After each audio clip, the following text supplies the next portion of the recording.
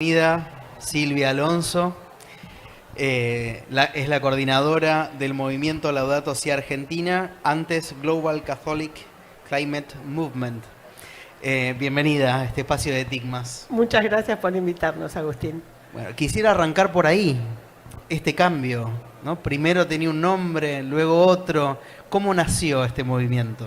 A ver, el movimiento nació formalmente en enero del 2015, pero varios veníamos trabajando desde antes.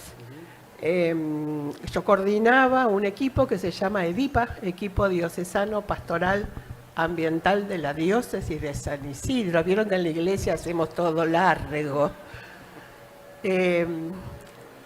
Y ese que durante años, en la época que todavía estaba Casareto como obispo, la Comisión Diocesana de Medio Ambiente, que era como nació, fue el único equipo ambiental probablemente de la Iglesia Argentina.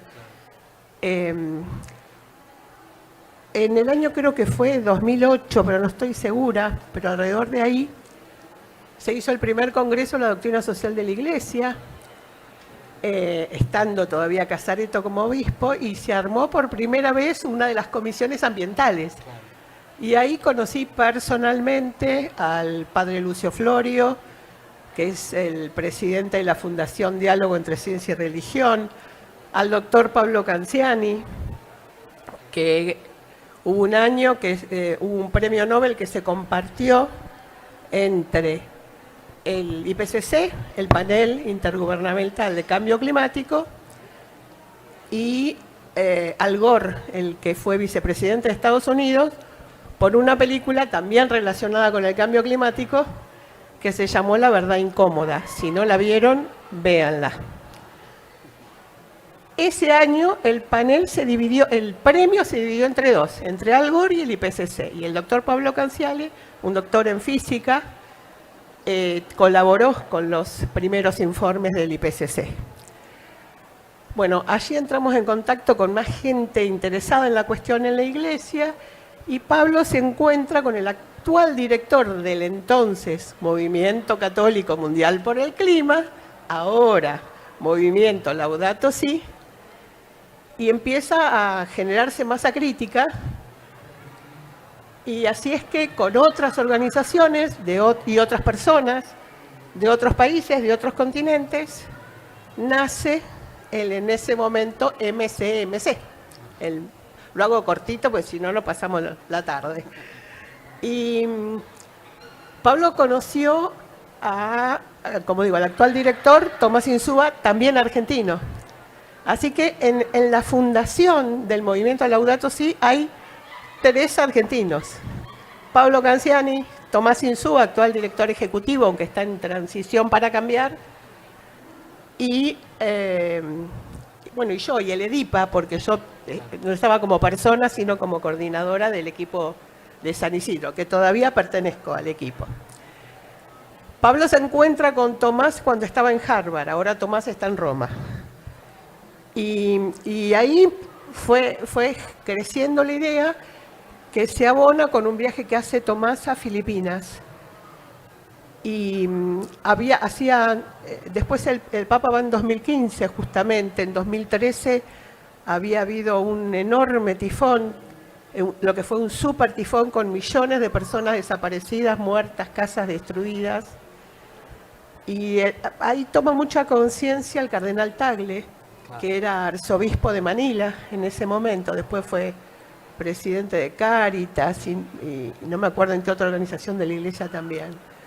Bueno, y todo esto fue suficiente para que naciera el movimiento. Y de 2015 hasta estamos en 2023, así que hasta 2020 más o menos, se llamó Movimiento Católico Mundial por el Clima, pero ya veíamos que el clima no es el único problema que tenemos como humanidad.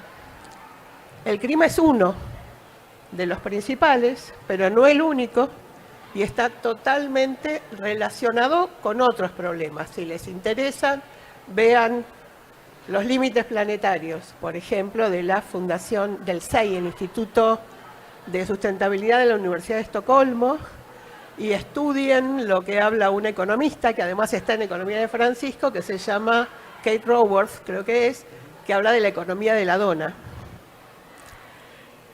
Así que con todo eso nace el movimiento y empieza a crecer. Y en Latinoamérica es uno de los países donde más crece. Y como les decía, al ver que empezaban a surgir otros temas que deberíamos abordar, no solo el clima, no el clima desconectado de las otras cosas, es que empezó a nacer la idea del cambio de nombre y se hizo un proceso que hoy llamaríamos sinodal,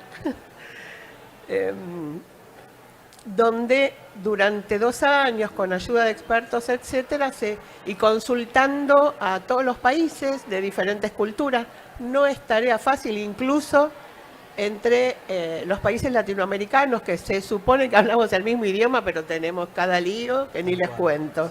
Sí. Así que así nació y así cambiamos el nombre. Muy bien. Bueno, lleva el nombre de la encíclica Laudato Si, alabado seas, del canto a las criaturas del Papa Francisco. Del Papa Francisco, tomado del canto de San Francisco de Asís. Del canto de San Francisco. Sí. Tal vez como un estigma lindo, llevan un poco la bandera de un movimiento verde, ¿no?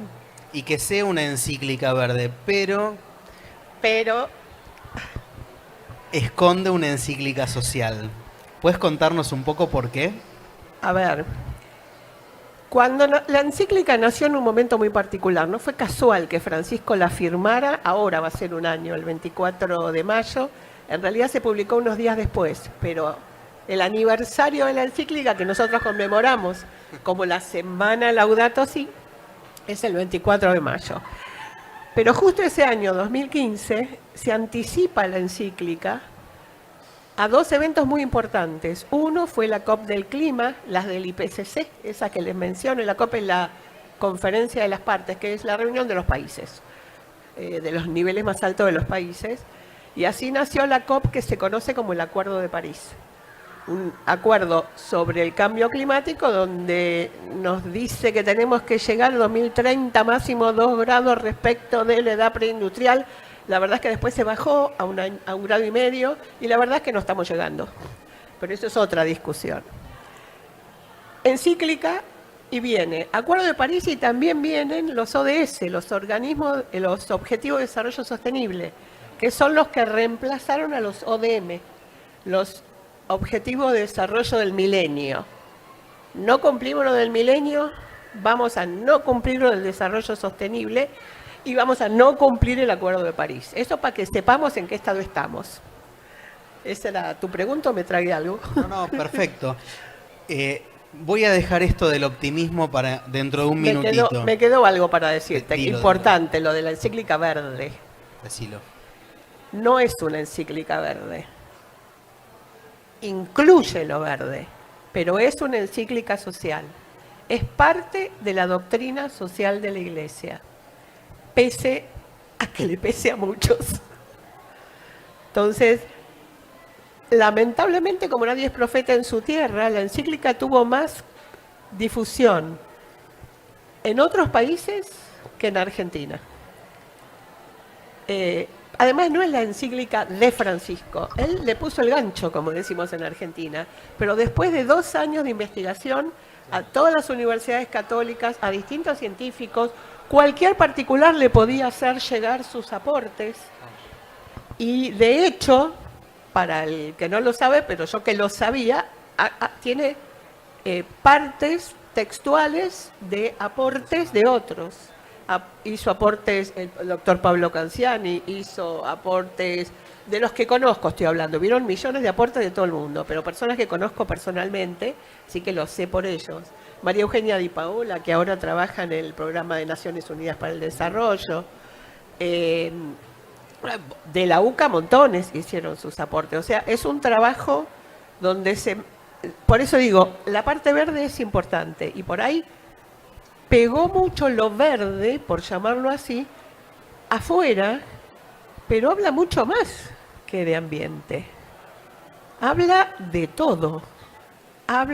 Yo creo que es una encíclica integral que yo defino como la encíclica de las relaciones.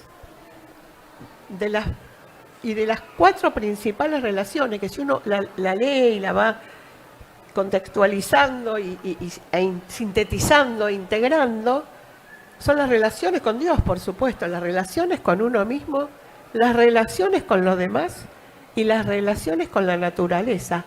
Esas 4 relaciones engloban todo el comportamiento humano. Déjame agregar una más, porque también es una encíclica que promueve el diálogo interreligioso, ¿no? Absolutamente, las relaciones con los demás. Dentro del movimiento, yo sé que las palabras un poco que los guían es inspirar y movilizar, ¿no?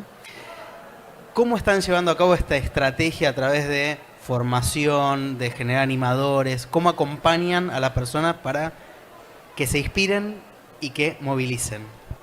Bueno, hay distintas formas en distintos países y en distintas culturas. Pero hay programas, en el movimiento lo llaman programas. Entonces, uno de esos programas para inspirar, para movilizar, y que faltó la tercera, para incidir, es el programa de animadores Laudato Si, que está en curso ahora. ¿Hoy qué día es? 11. Todavía están a tiempo, hago marketing. Anótense. Ya nos anotamos todos. Bueno, es un curso que se da en todos los continentes, en 4, 5, 6 idiomas, lo van a ver. Búsquenlo, es gratuito, es asincrónico, o sea, ustedes lo hacen de acuerdo con su disponibilidad. Cada semana terminaron un módulo, les van a abrir el módulo siguiente. Creo que son 5 módulos y un trabajo final, que este año es facilísimo, porque tienen todo hecho y es proyectar en comunidad la película La Carta. Si no la vieron, primero la de Al Gore, no, primero La Carta, después la de Al Gore, para ver la historia. Me estás spoileando la próxima pregunta. Ah, que estamos bueno. en pleno lanzamiento. Sí. En realidad ya se lanzó, ya tiene unos meses, pero están en plena difusión, ¿no?, de La Carta. ¿Puedes contarnos un poco de qué va este documental que está en Netflix? No, está en YouTube Originals. En YouTube Originals, exacto. Es una coproducción que tuve el honor de ser invitada al ¿cómo lo llaman? A la premier. Ay, estuve en la premier de una película con los actores principales en el Vaticano. Se estrenó el año pasado, llevó 8 años, plata, caídas económicas, pandemia, articular entre 4 productores distintos, porque fue una producción viene un nombre largo de la Iglesia, Dicasterio para el Servicio del Desarrollo Humano Integral del Vaticano, más YouTube Originals, más, ¿cómo se llama? Ay, se me fue el nombre de la productora, pero la van a encontrar en Netflix, porque ganaron un Oscar, creo que fue con una película que se llama Of the Fans, se llama la productora.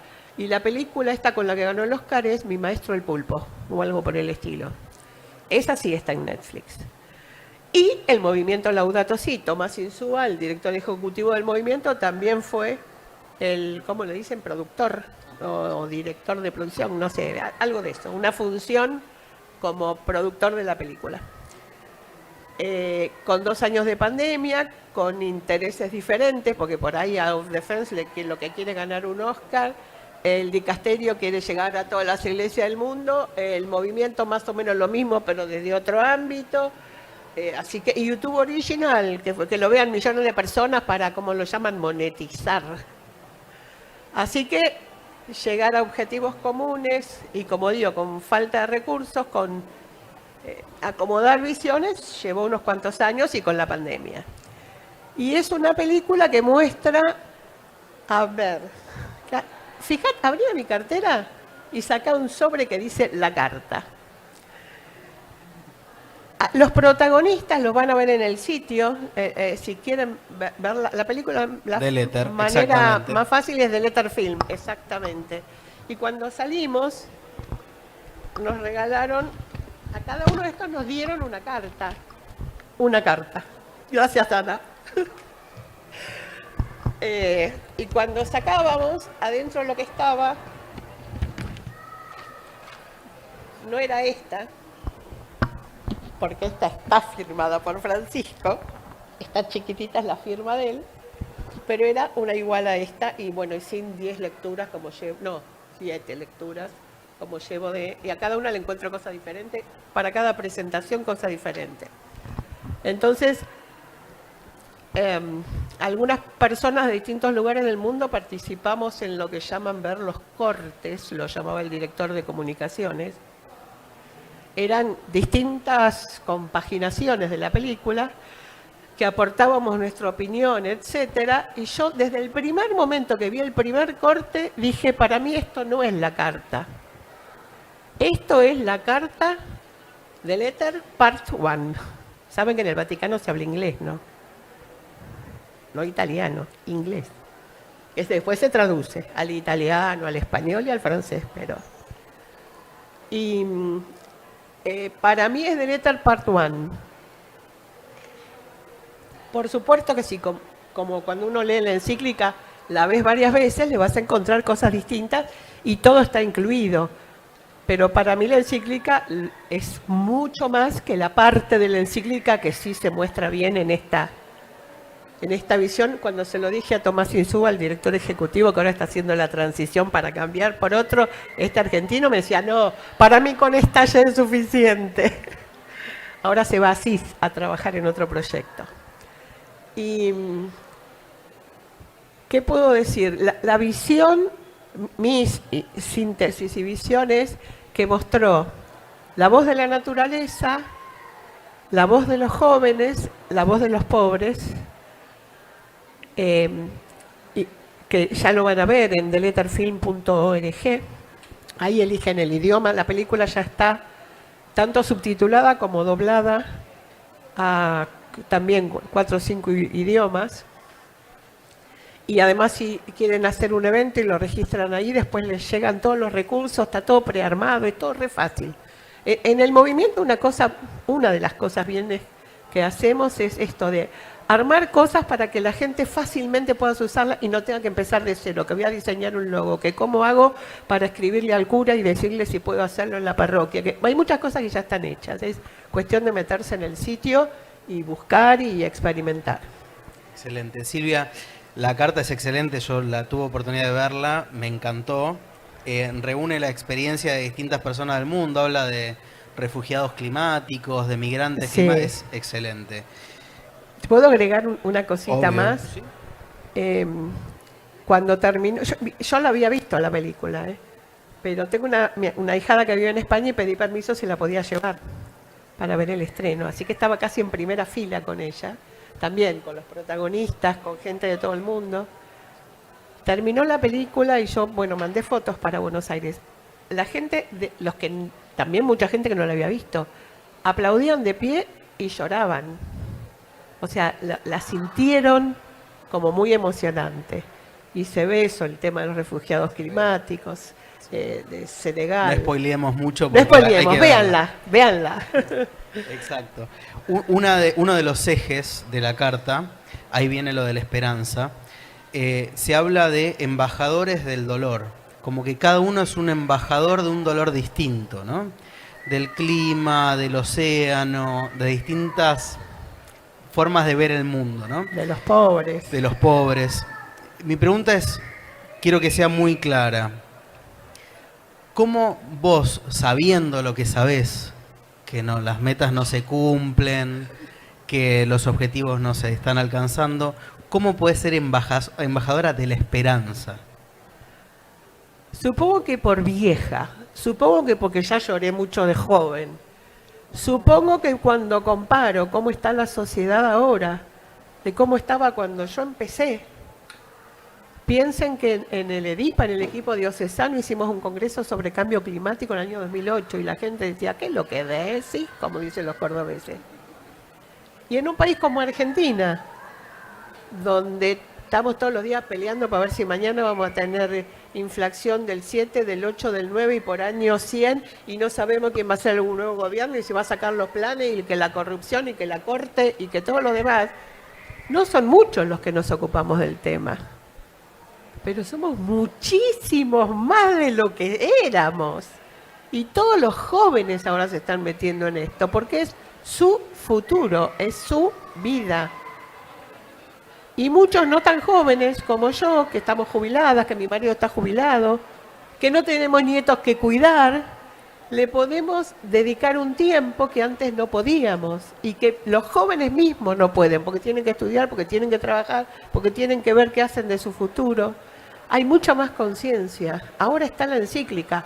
No todo el mundo la leyó, no todo el mundo le da bolilla, pero hay mucha más conciencia que antes y se están haciendo muchas más cosas que antes. Es cierto que se firma mucho, se escribe mucho y se hace poco, pero nosotros podemos hacer, cada uno de nosotros, si sabemos que hay cosas simples, que hay una parte de la encíclica que dice algo así como, cada compra es una decisión moral. Aprende a comprar, volvé a usar la misma pilcha, reflotá lo que no te dejes llevar por la moda. Eso es la educación y el cambio y la conversión ecológica que tenemos que hacer todos nosotros. Aprender a vivir en austeridad. Digo, hay cosas, la experiencia, dijo un filósofo argentino, es un peine que nos da la vida cuando nos estamos quedando pelados. Usemos ese peine con los pelitos que nos quedan. Seamos felices con lo que tenemos. Si al final cuando llegás a la edad de jubilarte, te das cuenta que valorás otras cosas que son muchísimo más importantes y empezás a darte cuenta que necesito, no sé, pintar la casa. No, está limpia. Sí. Por ejemplo, digo. Sí. ¿Necesito usar bolsa de plástico? No, hay montones de cosas que podemos hacer y muchas que ya se están haciendo. Sí, el otro día escuchaba al Papa que decía, como que va aclarando, ¿no? Sigue pasando el tiempo y sigue hablando de esto. Y decía, bendecir la mesa, o sea, lo que significa agradecer el alimento, ya es un cambio de paradigma. O sea, decir, esto que tengo adelante, gracias porque lo tengo, porque hay una producción, hay toda una historia atrás, una biografía de este alimento. Y aprender a qué pongo en esa mesa. Tal cual, sí. Hay tanto para hablar de eso. En la carta, ya es una de las últimas preguntas porque tenemos que ir cerrando. Mirá qué rápido pasó. Qué lástima. En la carta pasa así como muy desapercibido, por la mitad, una frase del Papa que habla de los jóvenes desinstalados. Que si uno no presta atención, es una frase más. Pero después retoma el tema y dice que cualquier revolución que pueda llegar a existir ahora o en el futuro esté en manos de los jóvenes desinstalados. ¿Podrías darnos una opinión respecto a eso? Si yo tengo que dar mi interpretación y me viene algo que hoy me lo mandó el Espíritu, pues yo que creo en Dios, que es algo muy viejo. Es más, la película de Al Gore lo muestra, pero muchos años antes yo lo había aprendido en mi época de empresaria. Medio siglo de mi vida fui empresaria, les cuento. Soy ambientóloga a partir de eso. Y me viene algo que está mostrado en la película de Al Gore, pero que si no lo encuentran en YouTube, que es el cuento de la ranita. ¿Lo escucharon alguna vez? ¿Saben que una rana, si ustedes la tiran en un balde de agua hirviendo, en una olla de agua hirviendo, la rana hace ¡ping! Y salta, y se escapa, y sobrevive. Pero si yo la pongo en una olla que hace frío, que está fría, y le prendo el fuego, y le voy levantando la temperatura, el cambio climático, la rana al principio dice, ¡ay, qué bueno, estoy más calentita! Para hacerla sintético, se muere hervida. Bueno, tenemos que desinstalarnos de la comodidad, hacer esa conversión ecológica, aprender mucho más, no creernos la cantidad de basura que nos dicen por televisión. Lamentablemente hay cada vez peor educación, cada vez más información sesgada, incluso de supuestos expertos. Entonces nos venden, les cuento un dato, una estadística que hicieron una empresa de marketing de Inglaterra que lo mostraba ya hace años en mis presentaciones en PowerPoint. Estudió un periodo, ya no me acuerdo de memoria, pero ponerle que te diga 10 años, de cómo había crecido la publicidad de productos ecológicos, verdes, sostenibles, sustentables, Pirulandia. Y habían crecido en 7 años el 85%, una cosa así. Ahora, más del 90% de todos esos productos era mentira que eran así. Entonces tenemos que aprender más, tenemos que tomar conciencia de que le estamos dando, además de bendecir la mesa, y no es chiste, es comprar productos agroecológicos. O sea, las mismas personas que nos envenenan, que nos dan productos envenenados, que nos dan verduras llenas de pesticidas, esas mismas empresas después nos mantienen vivos muchos años, porque ellos mismos nos venden los remedios para mantenernos vivos. Vivimos cada vez más, hasta un punto, ya empezó a declinar la expectativa de vida, pero vivimos cada vez más años con menor calidad de vida. Y nos quieren vender que 5 cuadritos que la verdad que nadie mira, entre ellos mi marido, que si tiene exceso de esto, exceso del otro, o el de más allá, lo reto, pero igual no me aprende el hombre. Excelente. Así que eso, hay que desinstalarse de la comodidad. Perfecto. Para sobrevivir. Muy bien. Yo cuando era chico, que considero que no fue hace mucho, tengo 36 años, hablaban de bienes renovables y bienes no renovables, y el agua estaba como algo renovable, decían. Renovable. Ya no. Yo crecí con eso. Y de verdad no fue hace tanto. Estamos hablando de un cambio realmente de paradigma. La mayoría del público que nos escucha acá en el auditorio y que nos está siguiendo por nuestro canal de YouTube son jóvenes o son educadores que están en contacto con jóvenes. ¿Qué mensaje le dirías, y con esto cerramos la charla, a esos Qué jóvenes? lástima. A ver, desinstálense. Primer mensaje. Segundo, opinen, permítanse equivocarse, pero aprendan. Basta de la vida fácil. Los van a hervir como ranitas. Los están hirviendo como ranitas. Les hacen creer que son importantes porque los llevan a un grupito y le aparecen en, como ahora, no sé por dónde, ¿viste? Entonces los sentimos importantes y la verdad es que nos están usando y el futuro de ustedes está mal si no cambian, si no se desinstalan. Un dato, si seguimos a este ritmo, para el 2050 no va a haber pareja humana que pueda procrear naturalmente. Seguro que si todos se ponen a pensar, tienen algún chico con síndrome ADHD, no sé, déficit de atención y síndrome de hiperactividad, que tienen algún adolescente con cáncer, que tienen disrupción endocrina, cada vez hay más diabetes, cada vez más hipertensión, cada vez más asma. Todo eso es un ambiente contaminado, degradado, mal alimentado, y todo lo que tenemos acá tiene de esos productos químicos que nos enferman. Volvamos a lo natural, volvamos a lo no descartable y acordémonos de que todo y todos estamos conectados. Bueno, muchas gracias, Silvia. Intuíamos el placer de esta charla, pero la verdad que superó cualquier expectativa. Gracias. Pero gracias.